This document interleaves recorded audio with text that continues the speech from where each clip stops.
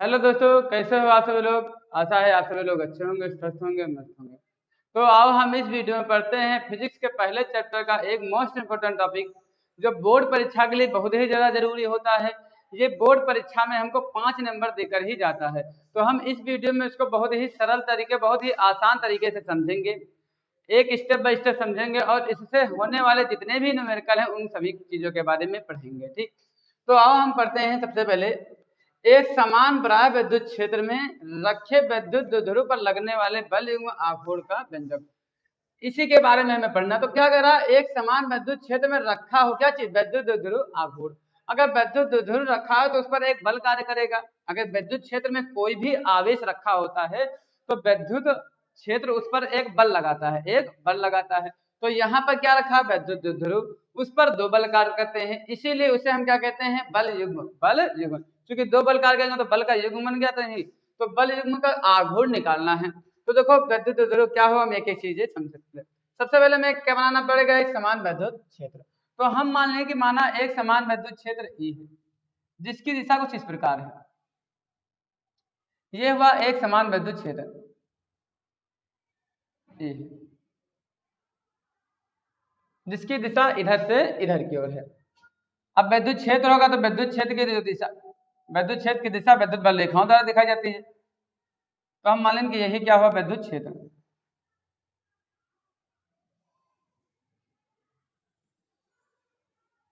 ये विद्युत क्षेत्र क्या है, E है। माना एक समान विद्युत क्षेत्र E है जिसकी दिशा देखो ये दिखा था इधर से इधर की ओर एक दिशा है। ये विद्युत क्षेत्र हुआ। अब इसमें हमें क्या रखना है, विद्युत द्विध्रुव। इस विद्युत क्षेत्र में रखा विद्युत द्विध्रुव, विद्युत द्विध्रुव पर लगने वाले बल युग्म का आघूर्ण। तो सबसे पहले हमें यहाँ विद्युत द्विध्रुव रखना पड़ेगा ना। तो हम मान लें कि माना एक विद्युत द्विध्रुव है जो इसमें थीटा कोण के झुकाव के साथ रखा है। माना हम मान लें कि माना एक विद्युत द्विध्रुव है जो थीटा कोण के झुकाव के साथ में रखा है। क्योंकि विद्युत द्विध्रुव पर बल कितना होगा ये इसके कोण पर निर्भर करता है, किस प्रकार निर्भर करता है, अभी हम सभी चीजों के बारे में बताएंगे। केवल एक बार पहले फिगर को अच्छे से समझे कि मान लें ये एक विद्युत द्विध्रुव हुआ। हमको पता है विद्युत द्विध्रुव के एक छोर पर प्लस आवेश होता है, दूसरे पर क्या होता है, माइनस, तथा इनके बीच की दूरी कितनी होती है, 2l। इनके बीच की दूरी 2l मान ली। जो ये विद्युत द्विध्रुव रखा है विद्युत क्षेत्र में, ये थीटा कोण के झुकाव के साथ में रखा है। मतलब विद्युत क्षेत्र के साथ में थीटा कोण के झुकाव के साथ में ये यहाँ पर रखा गया है। तो हम देखो इसी सब चीजों के बारे में यहाँ पर लिख लें। हम मान लें कि देखो हम क्या लिखे हैं कि माना एक विद्युत द्विध्रुव, विद्युत द्विध्रुव जो एक समान, माना एक विद्युत द्विध्रुव जो एक समान विद्युत क्षेत्र, एक समान विद्युत क्षेत्र E में थीटा कोण के झुकाव के साथ रखा है, झुकाव के साथ रखा है। यह विद्युत क्षेत्र, यह विद्युत क्षेत्र इस पर मतलब विद्युत द्विध्रुव पर, इस पर एक बल लगाएगा जो इस विद्युत क्षेत्र के समांतर लाने का प्रयास करेगा, लाने का प्रयास करेगा। इस बल युग्म को प्रत्यानयन बल कहते हैं। देखो ये कैसे होता है, बल क्यों समांतर लाने का प्रयास करता है, अभी एक एक चीजों के बारे में समझाएंगे। इसे प्रत्यानयन बल कहते हैं। देखो अगर हम मान लें कि एक समान विद्युत क्षेत्र हुआ, हम विद्युत क्षेत्र की दिशा इधर से इधर को माने हैं, तो मान लें ये एक विद्युत द्विध्रुव हुआ, इसे हम मान लें, उसे मान लें हम इसे इधर दिखा दें कि ये एक क्या हुआ, विद्युत द्विध्रुव। अब ये देखो विद्युत क्षेत्र इसके मार्ग में आने वाले आवेश पर बल लगाएगा। ऐसे सोच लो कि अगर विद्युत बल है ना तो विद्युत क्षेत्र तो विद्युत बल रेखाएं होंगी, तो बल रेखाएं इस पर एक बल लगाएंगे ना, तो इस पर एक बल कार्य करेगा जो इसको इस प्रकार धकेलने का प्रयास करेगा ना, अर्थात इस पर एक धक्का मारेगा, धक्का मतलब बल ही तो मारेगा ना, धक्का को ही हम बल कहते हैं, जो इस पर एक बल लगाएगा जो इसे इस प्रकार विद्युत क्षेत्र के समांतर लाने का प्रयास करेगा। मतलब अगर ये एक विद्युत ध्रुव, इसे ही मान लें विद्युत ध्रुव हुआ, तो अगर ये इस प्रकार रखा है, विद्युत क्षेत्र इधर से इधर की ओर है, इधर से इधर की ओर, तो विद्युत क्षेत्र होगा तो विद्युत बल रेखाएं होंगी। अब इस पर एक बल लगाएगा जो इसको इधर धकेलने का प्रयास करेगा, तो ये इस पर धक्का मारेगा, धक्का मारेगा, एक समय आएगा जब ये इस प्रकार हो जाएगा अर्थात विद्युत क्षेत्र के समांतर हो जाएगा, तो इस पर कोई बल नहीं लगाएगा। मतलब ये विद्युत क्षेत्र इस विद्युत ध्रुव आघूर्ण पर एक बल लगाता है, तो यहाँ पर बल दो प्रकार दो लगेंगे। देखो, एक इसको इधर लाने का प्रयास करेगा तो एक इस छोर पर लगेगा ना, तो एक इधर लगाएगा एक इधर लगाएगा, तो दोनों बल बराबर परंत दिशाओं में क्या होते हैं, विपरीत, तो इसे समांतर लाने का प्रयास करता है। इसे ही बल युग्म कहते हैं। क्योंकि ये दो बल कार्य इसे बल युग्म कहते हैं। इस बल युग्म को हम प्रत्यानयन बल कहते हैं। तो वही तो थ्योरी लिखे हैं कि माना एक विद्युत ध्रुव जो एक समान विद्युत क्षेत्र ए में थीटा कोण के झुकाव के साथ रखा गया है। थीटा कोण के झुकाव के साथ में क्यों रखा गया है? क्योंकि हम भैया एक बात बता चुके हैं कि देखो यहाँ पर जो बल कम होगा कि ज्यादा, ये निर्भर करता है इनके बीच बना कोण। ये विद्युत क्षेत्र इस प्रकार हुआ, मान लीजिए विद्युत क्षेत्र इस प्रकार हुआ, तो इस पर इधर लाने में बल ज्यादा लगाना पड़ेगा इसके समांतर। जैसे इस प्रकार करे तो बल कम लगाना पड़ेगा, जैसे जैसे इस प्रकार का बल और कम लगाना पड़ेगा ना। मतलब यहाँ पर बल कम लगेगा या ज्यादा, ये निर्भर करता है विद्युत क्षेत्र और इसके बीच बने कोण पर। तो हम इसे रेफरेंस कितना मान लें, थीटा। रेफरेंस कितना मान लें, थीटा कोण पर मान लें। ठीक, तो यही लिखवा दें कि थीटा कोण के झुकाव के साथ रखा गया है। यह विद्युत क्षेत्र इस पर मतलब विद्युत ध्रुव पर एक बल लगाएगा जो इसे विद्युत क्षेत्र के समांतर लाने का प्रयास करेगा। अगर इस प्रकार रेखा तो इस पर इधर धक्का मारेगा ना, और इसे इस प्रकार समांतर लाने का प्रयास करेगा। तो इस पर दो बल कार्य करते हैं। इस बल, इसे हम क्या कहते हैं, बल युग्म आघूर्ण बल कहते हैं। दो बल कार्य करेंगे तो इसे एक बल का युग्म बन गया ना। इस बल युग्म को हम प्रत्यानयन बल कहते हैं, प्रत्यानयन बल कहते हैं। इतनी बात तो अच्छे से समझ गए ना। यहाँ पर दो बल कार्य करेंगे, एक इधर लगेगा तो एक इधर लगेगा इधर। अब बाकी रही बात थ्योरी में ये भी लिख सकते थे कि विद्युत ध्रुव आघूर्ण पर एक पर माइनस और दूसरे पर प्लस आवेश है, इनके बीच की दूरी हम 2l मान ली है। ठीक, तो अब हम इस प्रत्यानयन बल युग्म का आघूर्ण निकालना चाहते हैं, बल युग्म का आघूर्ण, और वही व्यंजक हमारे एग्जाम में पूछा जाएगा और उससे संबंधित न्यूमेरिकल पूछेंगे।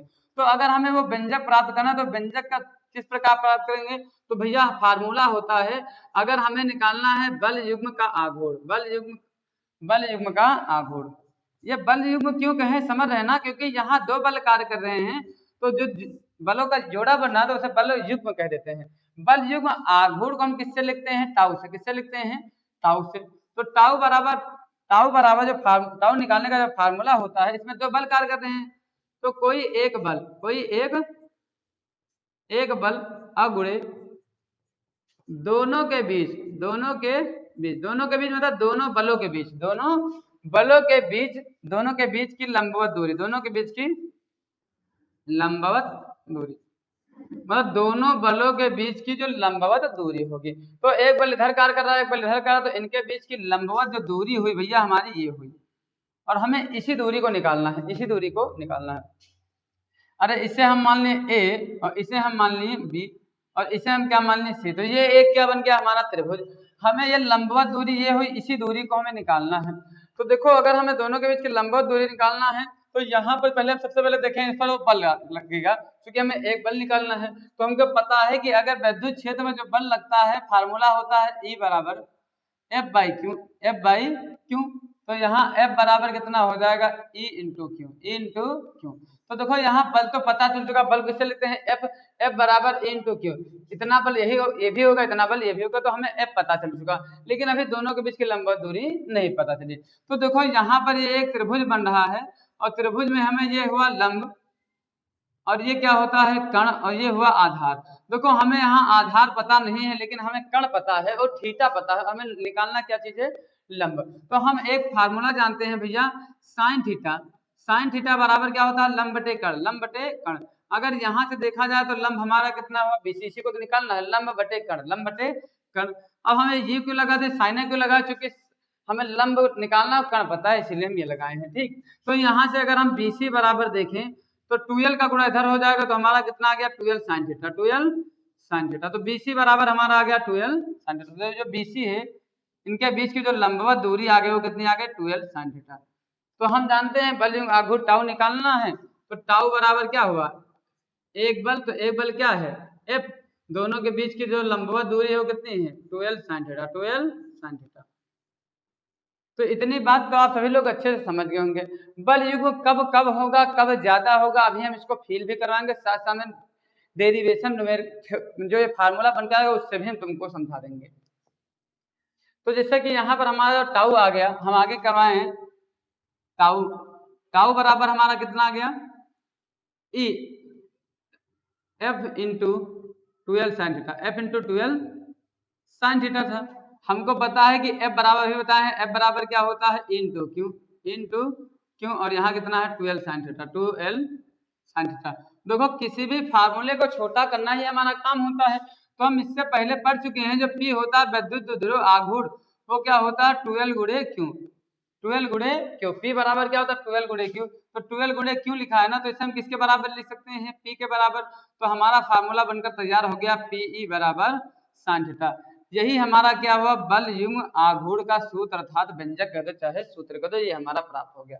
अब हम देख रहे हैं बल युग्म आघूर्ण जो टाउ है कब कम होगा कब ज्यादा होगा, मतलब हम पढ़ रहे हैं विशेष स्थिति, विशेष स्थिति, क्योंकि ये भी एग्जाम के लिए भैया जरूरी है विशेष स्थिति। ठीक है, पूछा जाता है कब कम बल लगेगा और कब ज्यादा लगेगा। ठीक, तो हम जैसे पहले यहाँ पर मात्रक और इनके मात्रक देख लें। ठीक, तो अगर हम टाउ का मात्रक पढ़ना चाहते हैं तो टाउ का भैया मात्रक वही होगा जो पी का होगा, ई का होगा और साइन थीटा का। जो पी होता है, पी का मात्रक होता है मीटर कूलम, मीटर कूलम, और ई का मात्रक होता है न्यूटन बटे मीटर, न्यूटन बटे मीटर, मीटर से मीटर कैंसिल। तो जो हमारा टाउ का मात्रक आ गया, टाउ का मात्रक, तो टाउ का मात्रक हमारा आ गया न्यूटन कूलम, न्यूटन कूलम। इसका काम न्यूमेरिकल में भी लगेगा भैया, तो मात्रक तो समझ गए। अब हम विशेष स्थितियां देख रहे हैं। विशेष स्थितियों में देखो भैया, हम यहाँ पर देखो एक ऐसी स्थिति हो सकती है कि जो वैद्युत ध्रुव हो, वैद्युत क्षेत्र के लंबवत हो, वैद्युत क्षेत्र के लंबवत हो। देखो फार्मूले से बताएंगे, बाकी अभी जब हम फील कराएंगे, बाकी जब डेरिवेशन से हम फील कराएंगे तब भी आपको अच्छे समझ आएगा कि बल कब कम होगा कब ज्यादा। देखो क्या बता रहा, विद्युत क्षेत्र के लंबवत हो, क्या चीज वैद्युत ध्रुव, जब लंबवत होगा तो थीटा कितना बनेगा 90, थीटा कितना बनेगा 90 तो बनेगा, मतलब विद्युत क्षेत्र हुआ, ये क्या हुआ हमारा विद्युत क्षेत्र हुआ। इसमें इस प्रकार ले तो यहाँ थीटा कितना बन रहा है 90, कोण कितना बन रहा है 90। तो हम यहाँ बल युग्म देखें, बल युग्म टाउ होता है, टाउ बराबर क्या होता है PE sine theta, PE sine theta, और थीटा का मान हमारा कितना दे रखा है 90, और साइन 90 का मान कितना होता है 1, तो टाउ बराबर कितना आ गया पीई, क्या गया पीई। इस स्थिति में जो बल है, बल युग्म आघूर्ण है, ये क्या रहेगा सबसे अधिकतम, सबसे अधिकतम इसी स्थिति में रहता है।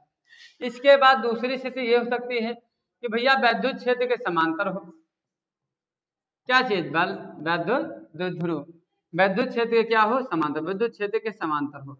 अब अगर वो समांतर होगा अर्थात उसी दिशा में होगा तो उनके बीच कोई कोण नहीं बन रहा होगा, उस स्थिति में थीटा हमारा कितना हो जाएगा 0। तो अगर हम यहाँ टाउ बराबर देखें, टाउ बराबर हमारा कितना होता है पीई साइन थीटा कितना हुआ 0, साइन 0 का मान कितना हो गया 1, तो इसका मान कितना हो गया 0। तो ये अच्छे से आप सभी लोग समझ गए होंगे। ठीक, तो इससे हम विशेष स्थिति से समझा दें, और बाकी हम यहाँ भी समझा दें। देखो ये डेरिवेशन करना, इसमें भी देखो देखो यहाँ पर अगर हम इसको इस प्रकार मान लिए, तो इस प्रकार मान लिए, तो इसको यहाँ इस प्रकार लाना है ना, इस प्रकार करना है, तो इस पर ज्यादा बल लगाना पड़ेगा ना, क्योंकि यहाँ से यहाँ तक लाना है तो इस पर बल ज्यादा लगाना पड़ेगा। अगर इस पर है इस प्रकार का तो बल कम लगाना पड़ेगा, इतनी दूरी तय करनी, इस प्रकार तो बल और कम लगाना, इस प्रकार तो एकदम बल शून्य लगाना पड़ेगा। मतलब सबसे बल लग रहा है सबसे अधिकतम कब रहेगा जब 90 रहेगा ना, क्योंकि जैसे जैसे इधर लेकर चले जा रहे हैं, देखो ये है तो देखो ज्यादा दूरी तय करनी है तो बल भी अधिक लगाना पड़ेगा। अब ये दूरी कम तय करनी है ना तो बल भी कम लगाना पड़ेगा, कम लगाना, जैसे जैसे इस प्रकार जाएंगे तो बल कम लगाना पड़ेगा। सबसे अधिकतम बल कब होता है जब वो विद्युत क्षेत्र क्या हो लंबवत स्थित हो। तो डेरिवेशन को आप अच्छे से समझ गए होंगे, इसको भी अच्छे से देख लें आप सभी लोग, ये एक एक करके समझाई दिए आपको, यहाँ तक करना है बस, तो यहाँ तक करना, यही बल युग्म आघूर्ण का व्यंजक हुआ। अब हम इससे संबंधित जो न्यूमेरिकल है, इस एक न्यूमेरिकल को पढ़ रहे हैं, इसके बाद हम इसके नेक्स्ट वीडियो में हम आराम से जितने इस पूरे संपूर्ण चैप्टर के जितने भी न्यूमेरिकल होते हैं उनके बारे में पढ़ेंगे। देखो यहाँ पर हमारा जितना दे रखा है 2 न्यूटन प्रति कूलाम का विद्युत क्षेत्र है। विद्युत क्षेत्र को हम जानते हैं किससे लिखते हैं, ई से। ई से क्यों लिखते हैं, कैसे लिखते हैं, हम इसके नेक्स्ट वीडियो में न्यूमेरिकल पढ़ाएंगे तो उसमें सारे फार्मूले को लिख देंगे। ई का मान कितना है हमारा, 2 न्यूटन प्रति कूलाम, न्यूटन प्रति कूलाम। 30 के कोण पर, 30 के कोण मतलब थीटा कितना है, 30 अंश, थीटा हमारा है 30 अंश। 1 कूलाम प्रति मीटर का आघूर्ण, आघूर्ण को लिखते हैं पी से, आघूर्ण को पी से, वो लिखा है 1 कूलाम मीटर, कूलाम मीटर लिखा है, सेंटीमीटर नहीं, वो कूलाम मीटर लिखा है। तो कह रहा है कि विद्युत ध्रुव आघूर्ण पर लगने वाले, विद्युत ध्रुव पर लगने वाले बल युग्म का गणना कीजिए। बल युग्म मतलब टाउ गणना करना है। हम जानते हैं टाउ बराबर, फार्मूला क्या होता है, टाउ बराबर पीई साइन थीटा, टाउ बराबर पीई साइन थीटा होता है। अब हम देख रहे हैं पी का मान हमारा कितना रहा 1, ई का मान हमारा कितना है 2, साइन थीटा का मान हमारा कितना है, हमारा 30 हो गया। तो अगर यहाँ 2 एक कन्नम 2, 2 का गुणा 1 से 2 एक कन्नम 2, साइन 30 का मान हमारा कितना हो जाएगा 1/2, 2 से 2 कैंसिल, 2 से 2 कैंसिल, तो टाउ बराबर हमारा कितना आ गया 1। इसका जो मात्रक होता अभी लिखवा चुके हैं न्यूटन मीटर, न्यूटन मीटर। तो ये हुआ, तो ये अच्छे से आप सभी लोग को समझ में आ गया होगा। तो इसके हम नेक्स्ट वीडियो में इससे संबंधित न्यूमेरिकल के बारे में पढ़ेंगे, पूरे चैप्टर के न्यूमेरिकल पढ़ेंगे। तो वीडियो अगर अच्छे लगे हो तो वीडियो को लाइक करना है, चैनल को सब्सक्राइब करना है।